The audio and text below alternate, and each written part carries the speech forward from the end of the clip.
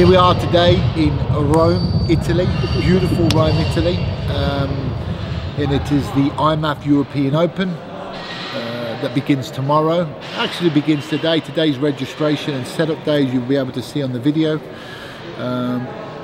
Approximately 300 athletes from unbelievable amount of countries. This tournament and format's getting bigger and bigger.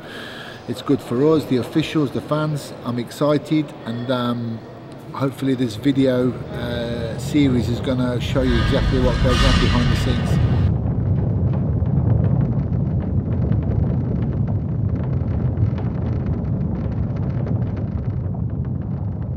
Right, so what you need to do is relax, get plenty of fluids in you, drink.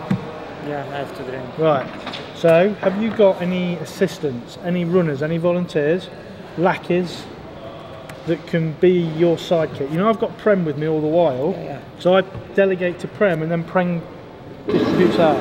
Who have you got that can come and sit with you now that can help you? Oh, right. This is right, so you need to find somebody. There must Maybe be Andrea somebody. one. Okay, get somebody there, get him here.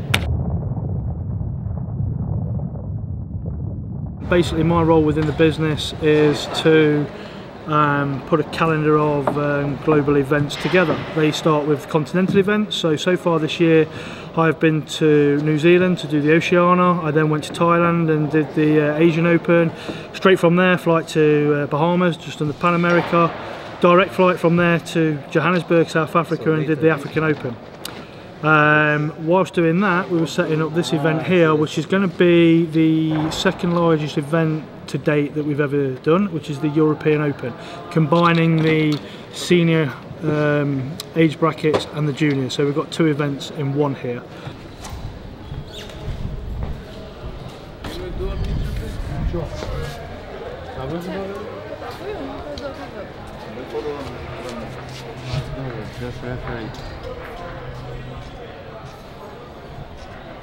Thanks. All right, buddy. Good man.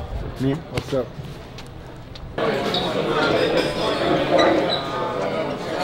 Hello, my friend. This is where the guys come and get measured up for their kit. So they'll come in here. This young lady here, Janie. Janie looks after all of the equipment. So you imagine there's how many do we have? 300 athletes? There's 300 athletes here. They get kitted out every day. They're coming here for measuring up, so they will take a register on their name, their country, what size shirts, what size shorts, shin pads, gloves, and that gets collected and reallocated every day they're in the tournament. It's a big operation, and I wouldn't want to do what the guys are doing. It's a big thing. They better? Yeah. And then that's a medium. What is it? Gloves. Small? Can I try it? Yeah.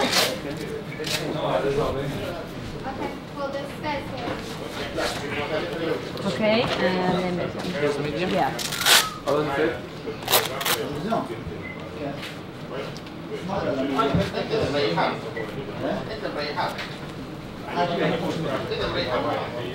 So this is medium, right? Yeah.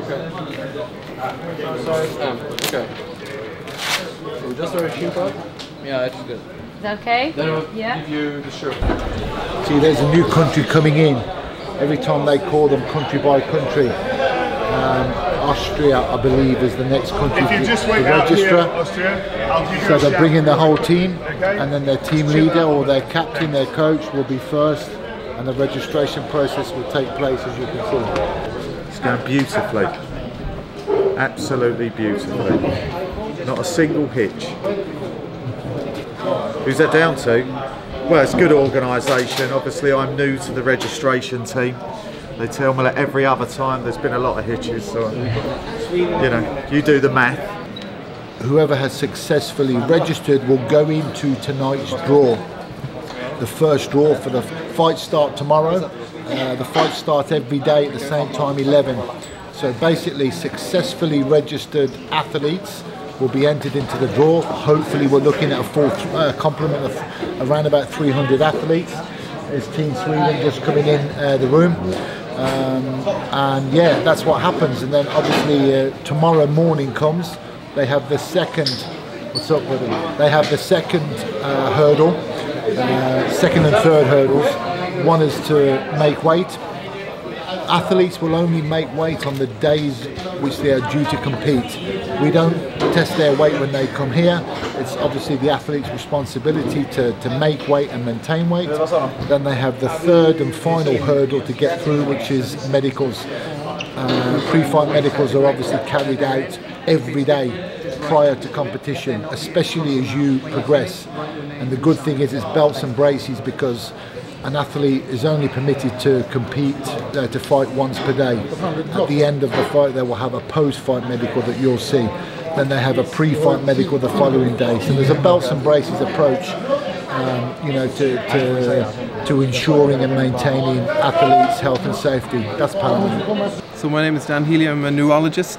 So IMMAF has sort of piggybacked on Safe MMA, which is an organisation that since 2012 now have been providing independent assessment for promotions of fighter safety. So basically the key role we have is to allow a fighter to be sure that promoters have no role in deciding their safety or what levels of safety, and that's what Safe MMA have been doing for many years, and IMMAF in the last few years have sort of piggybacked and used that system, and many of the same personnel. So fighters in advance of their competition need to submit evidence of HIV and hepatitis clearance. They need to submit an annual, fairly detailed medical form, and that's done before they arrive. So we have good medical data on their past medical history, medications they may be on, things to look out for, and examination in the cold light of day by a proper physician, for example their GP. What this is about now is obviously it's a proven pathway and progression for amateur athletes. This is something we didn't have years ago. You know, when myself and other people at the beginning of the sport were fighting at turn of millennium, the amateur scene was non-existent. But now the level of these kids, without sounding condescending, it's phenomenal now. You watch their skill and their range is just phenomenal in all disciplines. And it's about what it is for me. It's promoting and ensuring amateur longevity. You know, stay amateur as long as you can, because now the platform is there. This is our fourth tournament of this year. You know, geographically spread. We had the Asian Open in Bangkok. We had Oceania in New Zealand. We had a Pan American Open in Bahamas, and now here we are in. We had South Africa. This is the fifth tournament this year. We had South Africa in May, and now we're African Open, and now we've had the fifth tournament. So we're in what? We're in June, and this is the fifth Open geographically spread. So it's about getting that platform and that time served as an amateur to give them the correct foundation and basis before they turn pro. 3 athletes off the top of my head. You know, the UFC have just done an event in Sweden. There was a dropout on the card, and there was Rostam who had just dropped in. He's a 2-time gold medalist for previous 2-time Alessio Di Cicaro, before Jose Torres, all IMMAF alumni and previous world and European and Open medalists. This is a proven pathway, and it's only going to get bigger, it's only going to get better. The benefits of an amateur career are, you know, it's what it says on the tin really. You look at our closest relative, you know, boxing, amateur boxing, obviously seasonal. The guys you look at some of the most famous amateur boxers, Olympic golds, Golovkin, Rigondeaux, Lomachenko. You're talking amateur careers into the hundreds of fights. You know, amateur MMA globally, it doesn't have that foundation yet, but with the emergence and the establishment of IMMAF, we're getting there. I want young athletes to garner experience, you know, learn their trade, carve their niche, everything you're supposed to do for all kinds of sport. We don't want to throw them in at the top end of a professional competition when they're not ready. You know, it's young athletes deserve a safe, guided and established platform to be able to learn their trade. And that's not just exclusive to MMA, it's what we're talking about here, but it's the same in any sport, you know. There is ranks and steps and graduation to this process, and that's what the IMMAF, that's what we're about, a safe, proven platform for young up-and-coming athletes. We're going to be back here in August for the inaugural youth tournament as well, and now we're talking of athletes who are as young as 12 to 13, 14 to 15, 16 to 17, 18 to 21 as juniors, and then 21 and above as the IMMAF seniors, which we have here. This tournament's made up of juniors and seniors, so we have a full complement of levels, you know, a safe building platform from 12 years old up to plus 21 when you're a full IMMAF amateur senior. It's unprecedented.